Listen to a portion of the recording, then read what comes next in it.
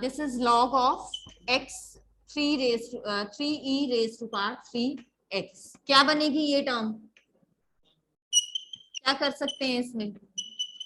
log x को मैंने as it is रहने दिया, पावर को हम आगे ले आएंगे 3 × e⁻³ now differentiating both sides, what will this be equal to? 3 constant है, e⁻³ as it is, derivative of log x is 1/x plus 3, क्या हो गया, 3 log x as it is, e⁻³ का डेरिवेटिव इज, ये step clear है? अब यहां से क्या करोगे, 3e⁻³ आप कॉमन ले सकते हो, ब्रैकेट में रह गया 1/x प्लस 3 log x, और इधर से ये y 1/y जब आप इधर लेकर आओगे तो मैं डायरेक्ट यहाँ पे वैल्यू पुट कर रही हूँ, x 3e⁻³ will get multiplied, बीच में प्लस का साइन आ रहा है, तो ऑप्शन डी जो था आपका आंसर था। क्वेश्चन नंबर 14 अगेन आपका डायरेक्ट हो जाएगा, सिंपल था ये भी, y is equal to, you were given x plus e⁻x, you were to find the double derivative, second order derivative आपको निकालना था, first order derivative will be 1 plus e⁻x and the second order derivative will be e⁻x, so option B was your answer. Question number 15 था 2x³ minus 6x plus 5 is an increasing function if, आपको interval निकालना था कि कौन से interval में ये आपका फंक्शन जो है वो इंक्रीजिंग होगा। सो इंक्रीजिंग फंक्शन का आपने कंसेप्ट लगा दिया यहाँ पे, you were given this, derivative ले लिया, क्या आया, अब नेक्स्ट स्टेप क्या होता था, पुट डेरिवेटिव इक्वल टू 0, तो 6 × x² minus 1 इक्वल टू 0, यानी कि x is equal to ±1, increasing order में आप इसको लिखेंगे, so this will give you the positive, increasing है, यहाँ डिक्रीजिंग है, यहाँ पे अगेन इंक्रीजिंग है, उसने इज एन इंक्रीजिंग फंक्शन पूछा है, तो -∞ to -1 यूनियन 1 to ∞, और इन अदर वर्ड्स जैसे हमें उन्होंने ऑप्शंस में ऑप्शन गिवन थी, x इज लेस देन -1, -∞ से -1 वाली कंडीशन बन रही है, and x is greater than 1 is the condition for this x belonging to 1 to ∞, so option C was your answer. उसके बाद find a point on the curve at which the tangent is parallel to the chord joining the points 2, 0 and 4, 4. 2, 0 and 4, 4 in points को join करने वाली cord के parallel है, यानी कि आपको ये 2 पॉइंट्स गिवन है, you can find out the slope from this, क्या फॉर्मूला होता है, +2 में +1 में किया हुआ है, y2 minus y1 upon x2 minus x1, तो दिस इज 4/2 यानी कि 2, इट मींस जो हमें अब कर्व गिवन था, कर्व की स्लोप निकाल के we are to equate that equal to 2, so curve हमें गिवन था y is equal to x minus 2 whole square, यहाँ से आपने स्लोप ऑफ टेंजेंट निकाल ली, दैट इज 2x minus 2, इसका डेरिवेटिव फर्दर लेना था, दैट इज इक्वल टू 1, तो वो शो करो या ना करो, तो दिस इज 2x minus 4, और हमें क्या गिवन था, that this is parallel to the chord joining these 2 points, जिसकी स्लोप हम ऑलरेडी निकाल चुके हैं, इक्वल टू 2, तो 2x is equal to 6, x is equal to 3, have I done it correctly, या यहाँ मैंने कोई मिस्टेक की है, यहाँ तक कैलकुलेशन सही है, यस और नो, ठीक है, x की वैल्यू क्या आ गई हमारे पास 3, now we are to find the value of y, y कैसे निकालोगे, क्योंकि उसने हमें फाइंड अ पॉइंट कहा था, तो पॉइंट के लिए x कोऑर्डिनेट आ गया, y कोऑर्डिनेट इसमें पुट करके क्या आएगा, y कोऑर्डिनेट 1, तो पॉइंट आ गया आपका 3,1, so option A was your answer. उसके बाद क्वेश्चन नंबर 17 डायरेक्ट हो जाना था, ये भी आपको गिवन था, find the value of a for which the curve y is equal to x² plus ax plus 25 touches the axis of x, ठीक है, हमें वैल्यू ऑफ a निकालना था for which this curve touches the axis of x। अब आपने 10th का concept यहाँ पे यूज कर सकते थे, 10th में आपने क्या किया हुआ है कि अगर एक ग्राफ x एक्सिस को टच कर रहे हैं, ठीक है, तो अब ये आपको क्वाड्रेटिक इक्वेशन गिवन थी और उसको वो एक पॉइंट पे टच कर रहे हैं, मींस रूट्स आर इक्वल किया हुआ ये 10th में कंसेप्ट। रूट्स इक्वल कब होती हैं, 2 रूट्स होती हैं, 1 रूट कब होती है। अब क्वाड्रेटिक इक्वेशन एक पॉइंट पे टच कर रहा है, it means roots are equal. तो रूट्स आर इक्वल के लिए हम क्या करते थे, डिस्क्रिमिनेंट को इक्वल टू 0 पुट कर देते थे। डिस्क्रिमिनेंट बी स्क्वायर -4 इंटू ए इंटू सी, तो that is a square minus 100 equal to 0, a square equal to 100, a is equal to plus minus 10. So option B was your answer. उसके बाद question number 18, जैसा set ए में था उसी के parallel question था ये आपका। Curve y equal to 2e to the power x and y is equal to ae to the power minus x. Both the curves intersect orthogonally, then a is equal to, a की value find out करनी थी। Curves cut orthogonally means their slopes का product is -1, तो ये slopes निकाल ली हमने, इनका product ले लिया and put this equal to -1, ये नेगेटिव साइन कट गया। This is 2a is equal to 1, e to the power x और minus x again cancel out हो जाएगा, this will give you 1, 2a is equal to 1 यानी कि a is equal to half, तो option B was your answer. Then question number 19, at x is equal to 5 pi by 6, f of x is equal to 2 sin 3x plus 3 cos 3x. आपको check करना था, options given थी, this is maximum, minimum, 0 और neither maximum nor minimum. At X is equal to 5 pi by 6। सबसे पहले हमने क्या किया, डेरिवेटिव निकाल लिया।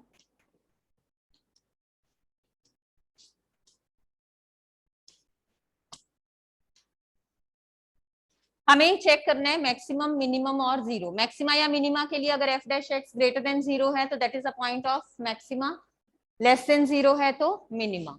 तो हमने क्या किया, पहले f डैश x निकाल लिया। क्या आएगा डेरिवेटिव इसका, 6 cos 3x minus, derivative clear है, साइन का cos और cos का माइनस साइन, और जो ये फर्दर डिफरेंशिएबल था उससे मल्टीप्लाई कर दिया।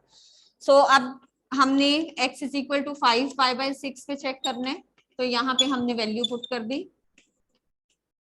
सिंप्लीफाई करो इसको, क्या आएगा,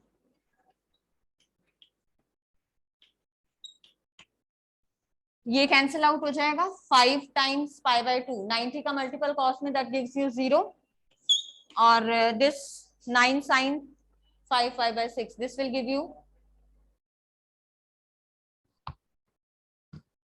क्या देगा, 1 देगा। हाँ, साइन 5 पाई बाय 2 की वैल्यू 1 होगी, इंटू -9 हो रहा है, तो दिस इज -9। अब तो ये वैल्यू दे देगा।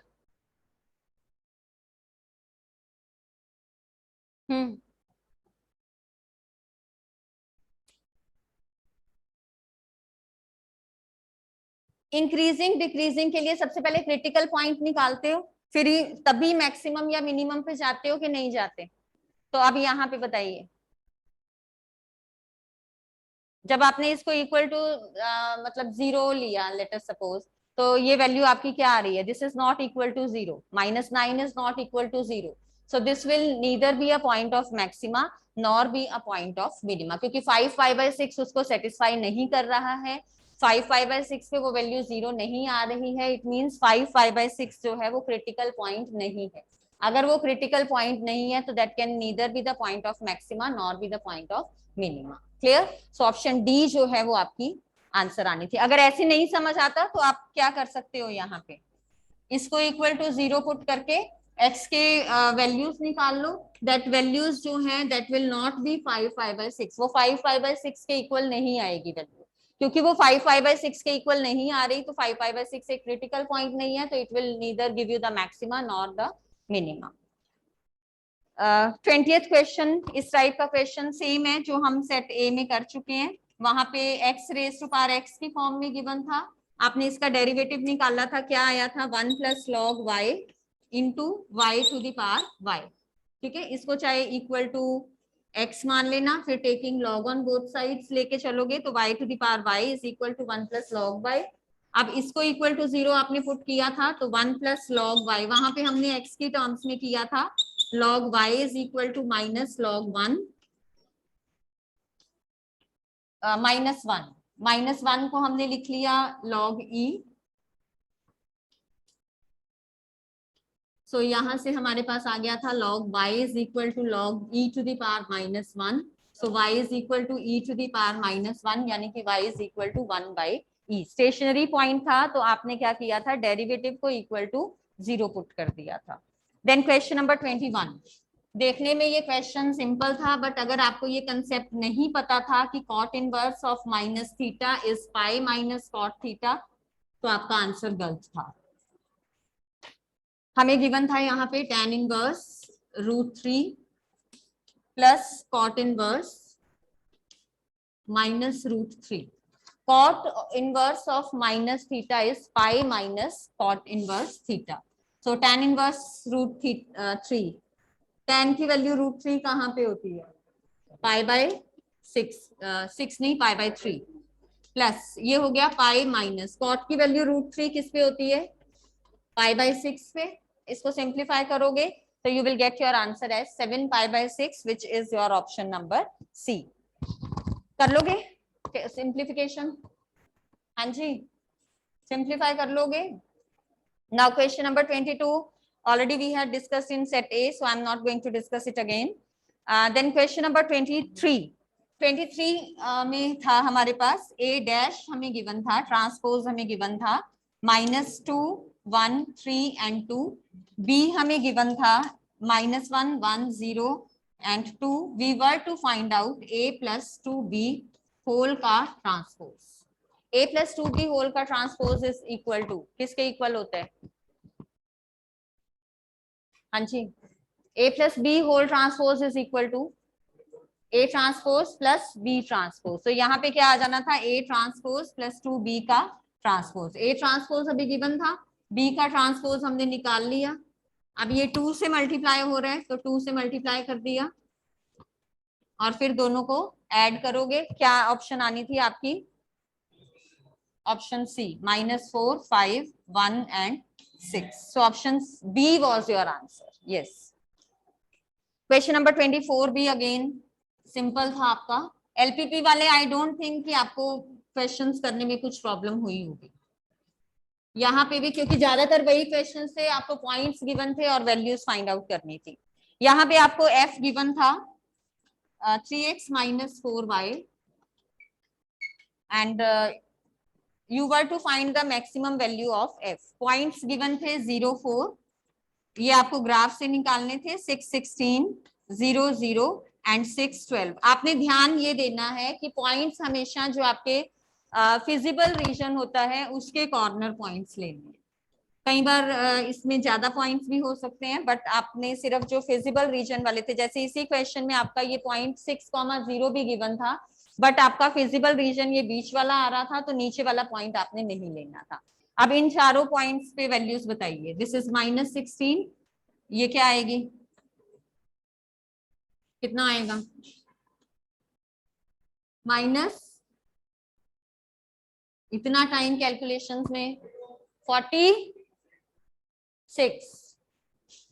42 वाला कौन था, चलो 18 - 48, दिस इज -30। अब उसने find maximum value of f पूछा था, कहाँ पे है, 0। तो option C was your answer. Next question 25। Corner points of the feasible region determined by the system of linear constraints are 0 3 1 1 and 3 0।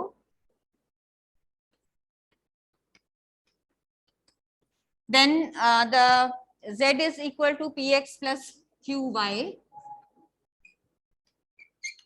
where p and q are greater than 0। condition on p and q so that the minimum of z occurs at 3 0 and 1 1। minimum of z occurs at these 2 points, मतलब z की इन दोनों points पे value निकाल के क्या करना था, equate. तो px पहले 1 1 पे क्या आ जाएगा, p plus q is equal to 3p, तो q is equal to 2p, p is equal to q by 2। so option B was your answer। 26 question में कॉर्नर पॉइंट्स गिवन थे 0 0 0 40 20 40।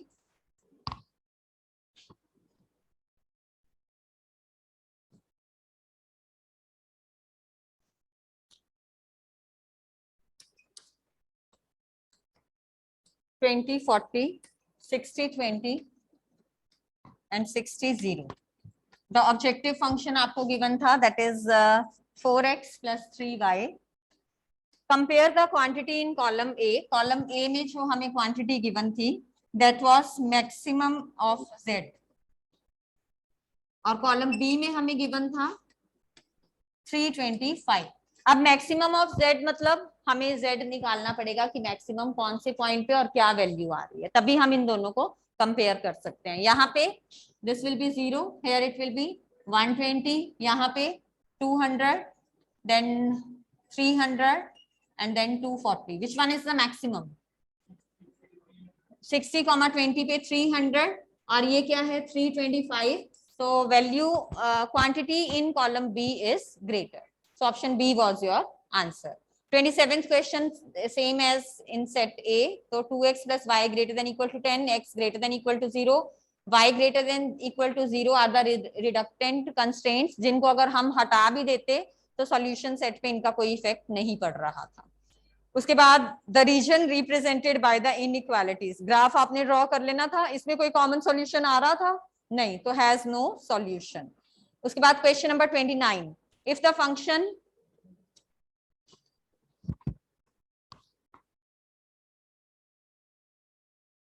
स्पीड मेरी ज्यादा तो नहीं लग रही, जहां लगे कि फास्ट हो गए हैं बता देना।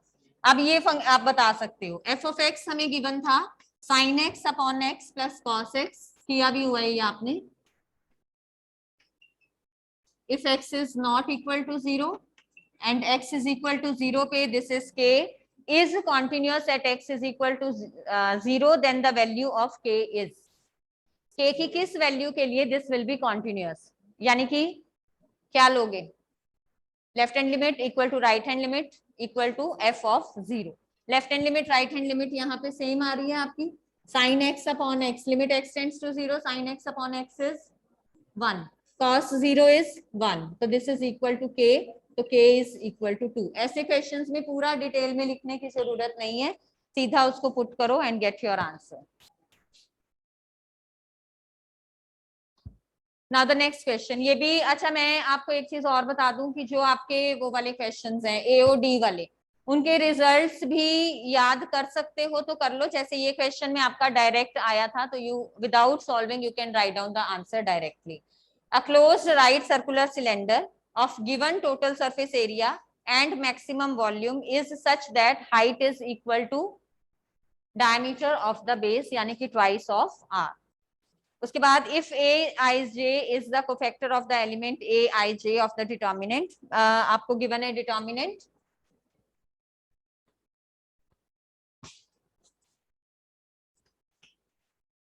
2 - 3 5 6 0 4 एंड 1 5 - 7। आपको वैल्यू फाइंड आउट करनी है A32 into A32। This is the cofactor, this is the element. Third row second element क्या आएगा,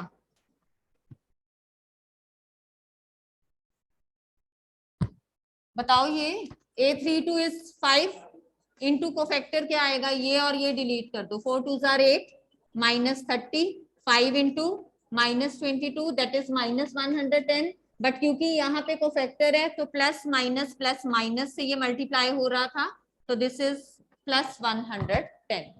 कुछ बच्चों ने माइनस जो है ऑप्शन लिखी हुई थी खुद से कैलकुलेट करके, तो that was wrong. Option C was your answer. Next, which of the following is not correct in giving the determinant. ये भी ऑप्शन सेट ए वाला क्वेश्चन था। Minor of an element can never be equal to cofactor of the same element, ये option आपका not true वाला था, not correct वाला था।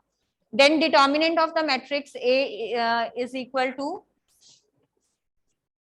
1 3 एंड -5, क्या आएगा इसका डिटर्मिनेंट,